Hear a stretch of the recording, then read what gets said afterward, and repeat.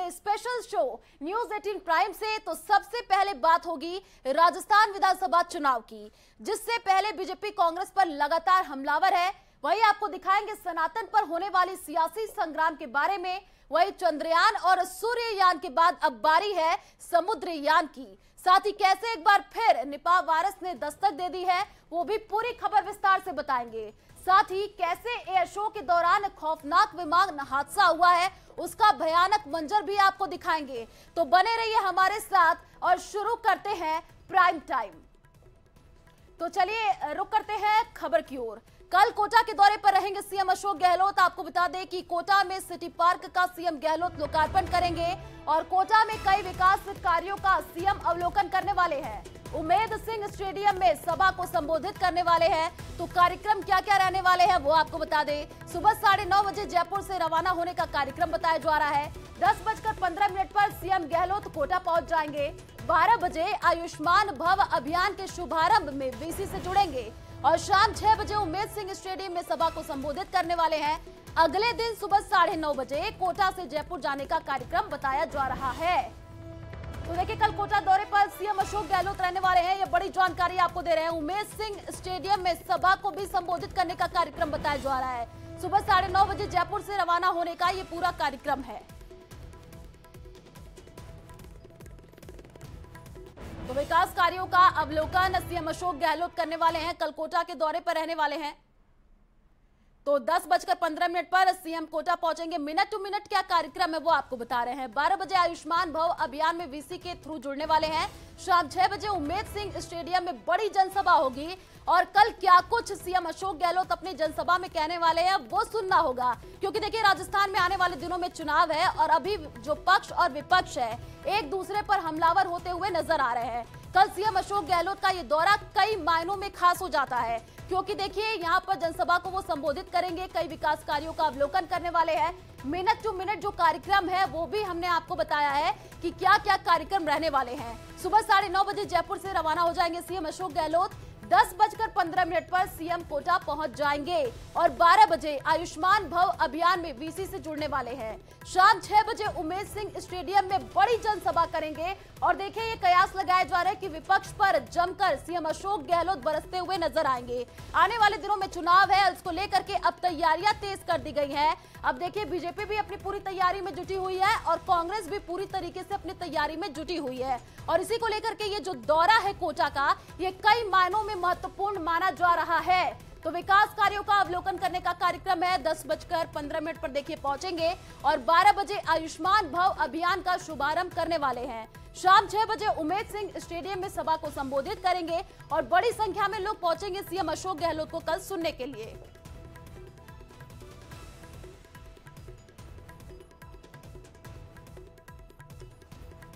तो कल कोटा दौरे पर सीएम अशोक गहलोत रहने वाले हैं, विकास कार्यों का अवलोकन करेंगे। सुबह 9:30 बजे जयपुर से रवाना हो जाएंगे सीएम अशोक गहलोत। 10:15 पर सीएम कोटा पहुंच जाएंगे और वहां पर कई कार्यक्रम प्रस्तावित है। 12 बजे आयुष्मान भव अभियान से वीसी के जरिए यहां पर जुड़ने वाले हैं। तो अगले दिन सुबह 9:30 बजे जयपुर के लिए रवाना होने का कार्यक्रम बताया जा रहा है।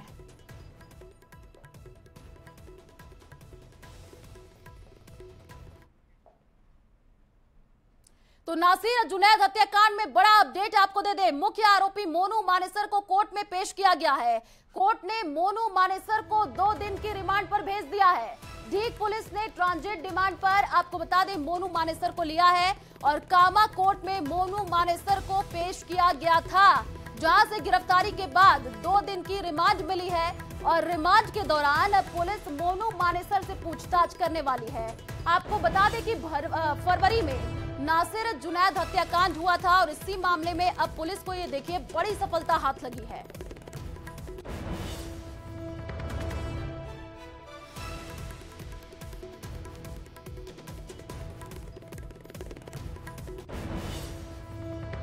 विधानसभा चुनाव से पहले बीजेपी लगातार कांग्रेस पर हमलावर है। किरोड़ी लाल मीणा और गजेंद्र सिंह शेखावत ने कांग्रेस पर जम करके निशाना साधा है और कांग्रेस की सरकार में प्रदेश को अपराध में नंबर 1 भी बताया है।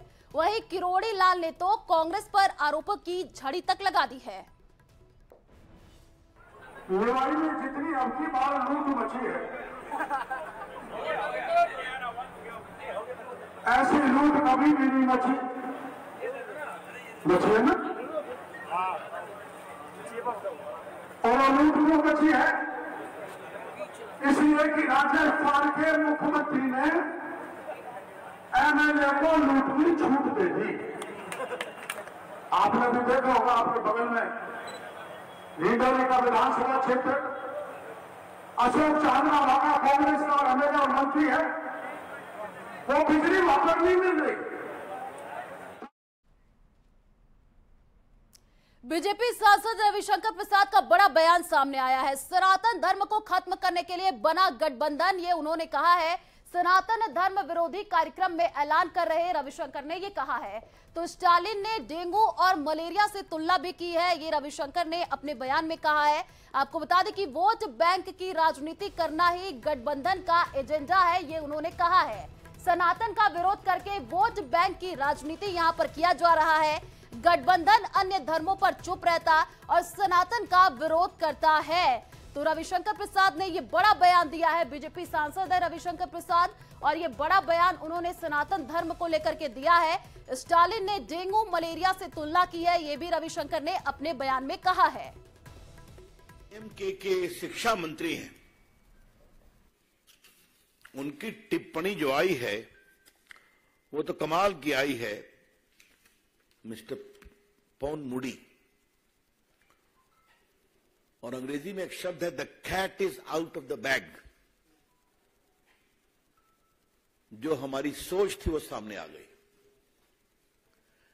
कि इंडिया अलायंस का गठन ही सनातन धर्म के विरोध के लिए बना है और उसे खत्म करना है। मेरे पास उनका इंग्लिश टेक्स्ट भी है, जो उन्होंने उसी सनातन धर्म विरोधी कार्यक्रम में कहा था जिसमें स्टालिन जी मुख्यमंत्री के पुत्र ने सनातन की तुलना डेंगू मलेरिया से की थी। और बाद में तो डी राजा ने कहा कि ये एड्स से भी अधिक संक्रामक है, it is worse than AIDS and TB.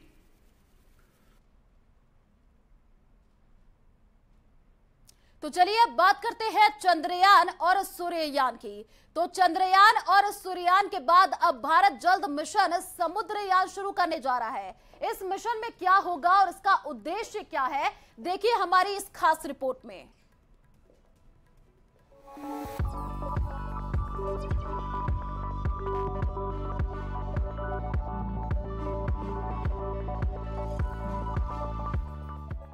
Chandrayaan और सूर्ययान मिशन के बाद अब तैयारी है समुद्रयान की। भारत अब समुद्र की गहराई में छिपे हर रहस्य को सामने लाने की तैयारी कर रहा है। इसके लिए समुद्र में जाने वाले यान को तैयार किया जा रहा है। इसका नाम है समुद्रयान। इसे मत्स्य 6000 भी बुलाया जा रहा है। इसके जरिए 3 इंसानों को समुद्र के 6 किलोमीटर नीचे ले जाया जाएगा ताकि वहां स्टडी की जा सके। केंद्रीय मंत्री किरेन रिजिजू ने ट्वीट करके इस मिशन की जानकारी दी है। साथ ही एक वीडियो भी पोस्ट किया है। Oxygen supply, then you have humidity controller also there. And when we go into the deeper water, we have a low temperature only outside. So water will be condensed only. So when we go to the depth of 6,000 meters, that is 6 kilometers inside deep. Correct. What is the change? Mission Samudrayaan में 3 लोगों को एक स्वदेशी गोल submarine में बिठाकर 6000 metre की गहराई तक भेजा जाएगा। इस मिशन में शामिल क्रू समुद्र तल से करीब 6 किलोमीटर नीचे कोबाल्ट, निकल और मैग्नीज जैसी बहुमूल्य धातुओं की खोज करेंगे। मत्स्य 6000 को बनाने में करीब 2 साल लगे हैं। मत्स्य 600 को national institute of ocean technology के वैज्ञानिकों ने तैयार किया है।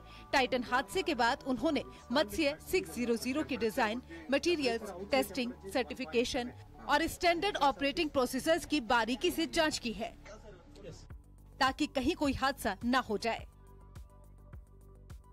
मत्स्य 6000 का वजन 25 टन है। इसकी लंबाई 9 मीटर और चौड़ाई 4 मीटर है। मत्स्य 600 का व्यास 2.1 मीटर है। ये 3 लोगों को लेकर जाएगा। ये 6000 मीटर की गहराई तक जाएगा। मत्स्य 6000 80 मिलीमीटर मोटी टाइटेनियम से बना है।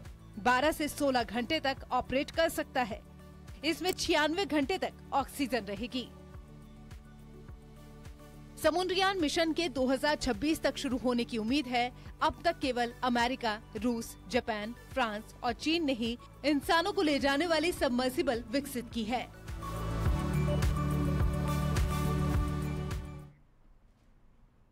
तो चमगादड़ों से आप सावधान हो जाइए, ये हम इसलिए कह रहे हैं क्योंकि एक बार फिर लौट आया है निपाह वायरस। और गौर करने वाली बात यह है कि 10 राज्यों में निपाह वायरस होने के प्रमाण भी मिल चुके हैं। देखिए हमारी एक खास रिपोर्ट।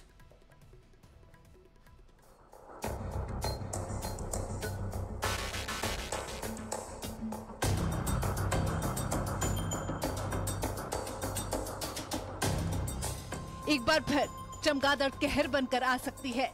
एक बार फिर चमगादड़ मौत ला सकती है। चमगादड़ों से सावधान रहना। देश पर फिर से निपाह वायरस का खतरा मंडराने लगा है। केरल में फिर निपाह वायरस फैलने का डर सताने लगा है। कोट जिले में 2 संदिग्ध मौतों के बाद राज्य सरकार ने स्वास्थ्य अलर्ट जारी किया है। दरअसल केरल में एक निजी अस्पताल से बुखार के बाद 2 संदिग्ध मौतों की सूचना मिली है। संदेह जाहिर किया जा रहा है कि 2 लोग निपाह वायरस से संक्रमित थे। मृतकों में से एक के रिश्तेदारों को भी आईसीयू में भर्ती करवा दिया गया है। 2018 और 2021 में कोझिकोड जिले में निपाह वायरस संक्रमण से मौतें दर्ज की गई थी। दक्षिण भारत में निपाह वायरस का पहला मामला 19 मई 2018 को कोझिकोड में मिला था। स्वास्थ्य संगठन के मुताबिक निपाह वायरस संक्रमण एक जूनोटिक बीमारी है जो जानवरों से इंसान में फैलती है। दूषित भोजन के जरिए भी फैल सकती है। सीधे एक व्यक्ति से दूसरे व्यक्ति में भी फैल सकती है। निपाह वायरस से संक्रमित लोगों में सांस लेने की बीमारी और घातक एन्सेफ्लाइटिस समेत कई प्रकार की बीमारियां फैल सकती हैं। WHO के मुताबिक ये घातक वायरस सुअरों जैसे जानवरों में भी गंभीर बीमारी का कारण बन सकता है। एक सर्वे के मुताबिक निपाह वायरस 10 राज्यों तक पहुंच चुका है। पुणे की नेशनल इंस्टीट्यूट ऑफ वायरोलॉजी के वैज्ञानिकों ने निपाह वायरस पर स्टडी की है, जिससे पता चलता है कि 10 राज्यों के चमगादड़ों में वायरस के खिलाफ एंटीबॉडी मिली है। इनमें गोवा, महाराष्ट्र, बिहार, पश्चिम बंगाल, असम और मेघालय शामिल हैं। केरल, तमिलनाडु, कर्नाटक और पौंडुचेरी में पहले भी एंटीबॉडी मिली है।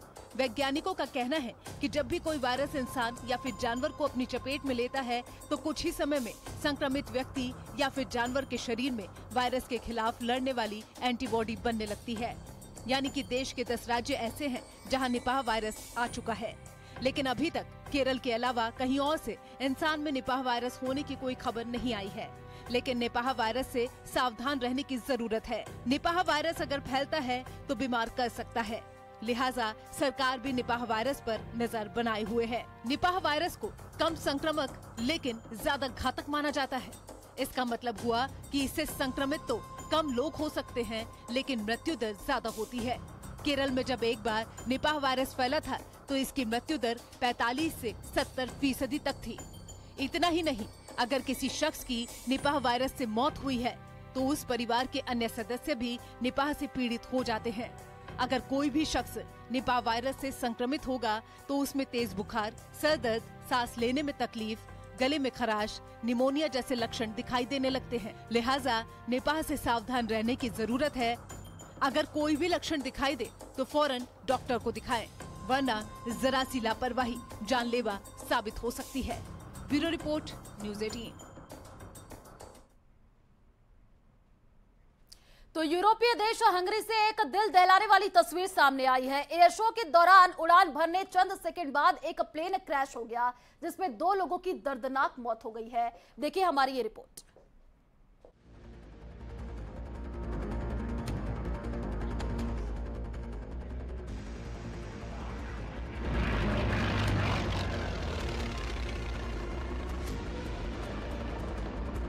आसमान में उड़ता काल, एयर शो के दौरान प्लेन क्रैश। यूरोपीय देश हंगरी से दहशत भर देने वाली ये तस्वीर सामने आई है, जहां ये बड़ा हादसा हो गया। प्लेन ने आसमान में उड़ान भरी और करतब दिखाने के दौरान कुछ ऐसा हुआ जिससे वहां पर मौजूद लोगों की सांसें अटक गई। एक छोटे प्लेन ने हवाई पट्टी से उड़ान भरी, लेकिन महज 25 सेकंड के अंदर वो हादसे का शिकार हो गया। प्लेन में 2 लोग सवार थे, जिसमें एक पायलट के साथ यात्री बैठे थे।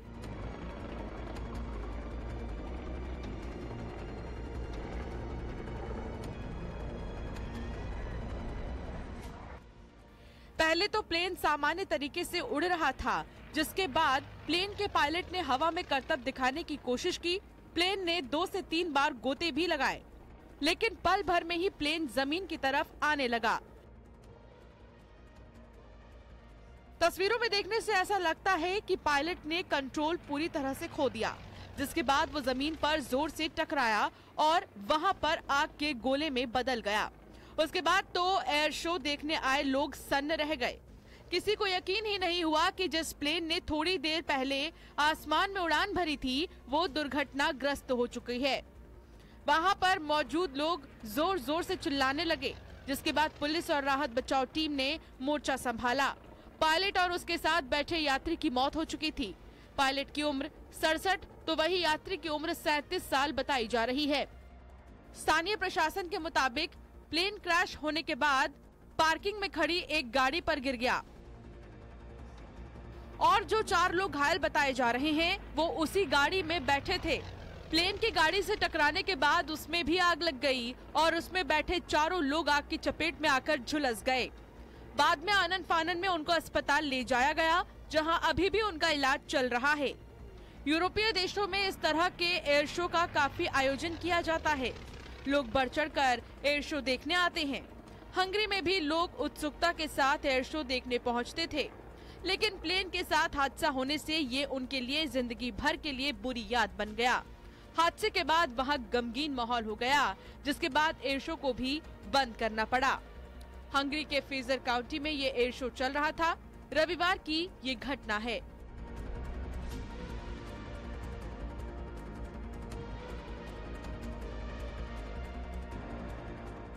Bureau report, news 18।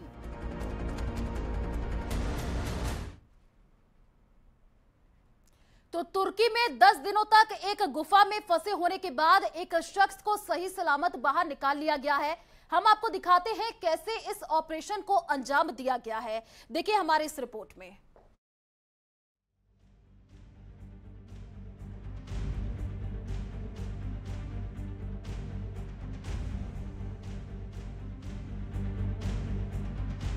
Middle east देश तुर्की में चलाए गए सबसे बड़े रेस्क्यू ऑपरेशन की चर्चा पूरी दुनिया में हो रही है। 4 दिन तक चले ऑपरेशन के बाद गुफा में फंसे एक शख्स का रेस्क्यू किया गया। तस्वीरों में दिख रहे इस शख्स का नाम मार्क डीके है, जो अमेरिका का नागरिक है। मार्क डीके एक रिसर्चर है। वो तुर्की के मार्सिन में शोध कार्य के लिए पहुंचे। शोध कार्य पहाड़ी पर चल रहा था, जिसके बाद उसने गहरी गुफा मोरका में उतरने की ठानी और धीरे धीरे वो पहाड़ से करीब 3400 फीट गहराई में उतर गया। वो गुफा का मैप बनाने के इरादे से नीचे उतरा था। गुफा के भीतर का तापमान 4 से 6 डिग्री सेल्सियस के बीच था। इस वजह से मार्क डीके की तबीयत खराब होने लगी और वो बाहर निकल नहीं पाया। 2 सितंबर से वो गुफा में ही 6 दिन तक फंसा रहा। मार्क डीके के साथ 3 और अमेरिकी रिसर्चर उसके साथ गए थे, लेकिन जब मार्क गुफा से बाहर नहीं आया तो तुर्की प्रशासन को मार्क डीके के गुफा में फंसने की खबर दी गई। इसके बाद तुर्की समेत 8 देशों ने सबसे बड़ा रेस्क्यू ऑपरेशन चलाया। 8 देशों के 190 राहत बचाव कर्मी उनकी खोज में लग गए। गुफा में पानी और कीचड़ की वजह से रेस्क्यू ऑपरेशन में काफी दिक्कतें पेश आ रही थी। बचाव कर्मी जैसे जैसे नीचे उतर रहे थे, अंधेरा बढ़ता जा रहा था। वहीं तापमान भी तेजी से घट रहा था।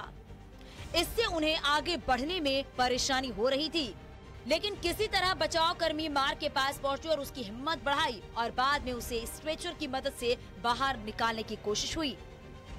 आखिरकार वो पल भी आया और 4 दिन के मैराथन ऑपरेशन के बाद उसे सुरक्षित बाहर निकाल लिया गया। इस दौरान मेडिकल टीम भी तैनात थी। डॉक्टरों ने उसे ऐन वक्त पर इलाज दिया और बाद में उसे अस्पताल में भर्ती कराया। वही गुफा से निकाले जाने के बाद मार्क ने राहत बचाव टीम का शुक्रिया अदा किया। मार्क ने कहा उन्हें वापस जमीन पर आने के बाद अच्छा लग रहा है। उसने तो जिंदगी मिलने की उम्मीद छोड़ दी थी। पश्चिमी सभ्यता में एडवेंचर करने का जुनून दिखाई देता है। जिंदगी को दांव पर लगाने से लोग पीछे नहीं हटते, लेकिन यही दीवानगी कभी कभी मुसीबत का सबब बन जाती है। अमेरिकी रिसर्चर के साथ भी यही हुआ। वो पहाड़ी से नीचे गहराई में फंस गया, जहां से निकलने की उसने तो उम्मीद भी छोड़ दी थी, लेकिन उसकी किस्मत अच्छी थी और उसे जीवन दान मिल गया। दोबारा मिली जिंदगी के बाद अब मार्क रिके बेहद खुश हैं। Bureau report, news 18। तो पाली में केंद्रीय मंत्री गजेंद्र सिंह ने प्रेस कॉन्फ्रेंस की। शेखावत ने सनातन को लेकर गठबंधन को घेरा है। जैसा कुछ लोग सनातन धर्म के लिए बोल रहे हैं, वो किसी अन्य धर्म के बारे में बोलकर देखे। सनातन के खिलाफ अभद्र भाषा सहन नहीं किया जाएगा। वहीं इससे पहले उन्होंने कहा था कि जो सनातन के विरोध में बात करेगा, उसे हर शब्द बोलने वाली जुबान को हम खींचकर बाहर निकाल देंगे। 1000 साल तक हम पर आक्रमण हुआ इस सनातन को मिटाने के लिए। औरंगजेब और अलाउद्दीन खिलजी जैसे कई लोगों ने प्रयास किया, लेकिन आपके और मेरे पूर्वज सक्षम थे। उन्होंने अपनी पुरुषार्थ पर, अपनी भुजाओं की ताकत पर इस भारत की सभ्यता और संस्कृति को बचा करके रखा। आज ये हमारी संस्कृति और सभ्यता को मिटाने की बात करते हैं। सौगंध है हमें उन सब हमारे पूर्वजों की, जिन्होंने, चाहे वो महाराजा सूरजमल होंगे, चाहे वीर दुर्गादास होंगे या महाराणा प्रताप है, हम सबको उनकी सौगंध उठा करके खड़े होना पड़ेगा कि हम इस सनातन पर हमला करने वालों को बर्दाश्त नहीं करेंगे। हम बर्दाश्त नहीं करेंगे। हम उनको उखाड़ करके फेंक दें और चुनौती के साथ में खड़ा होना पड़ेगा। जो सनातन के विरोध में बात करेगा, उस हर बोलने वाली, शब्द बोलने वाली जबान को हम खींच करके बाहर निकाल देंगे। क्या हम लोगों का डीएनए इतना कमजोर हो गया है? क्या हमारा खून इतना पतला और पानी हो गया है कि कोई भी भारत की इस लाखों साल पुरानी सभ्यता और संस्कृति जो निरंतर गंगा की तरह प्रवाह मान रही है, उसको इस तरह से चुनौती दे? मैं पूछना चाहता हूँ आपके माध्यम से, जिन लोगों के पास में साहस है, वो एक बार देश में और दुनिया में दूसरे धर्म है, उनके बारे में इस तरह की टिप्पणी करके देखें उनको किस तरह का आशीर्वाद भुगतना पड़ता। सनातन संस्कृति को मानने वाले लोग विशाल हृदयी हैं। सनातन की संस्कृति को मानने वाले लोग सहिष्णु हैं, लेकिन सहिष्णुता का अभिप्रेत नपुंसकता नहीं होता। ये स्पष्ट कर देना देश और दुनिया के सामने आवश्यक है। तो चले फिलहाल इस बुलेटिन में इतना ही। बाकी खबरों के लिए आप देखते रहिए न्यूज़ 18 राजस्थान। नमस्कार।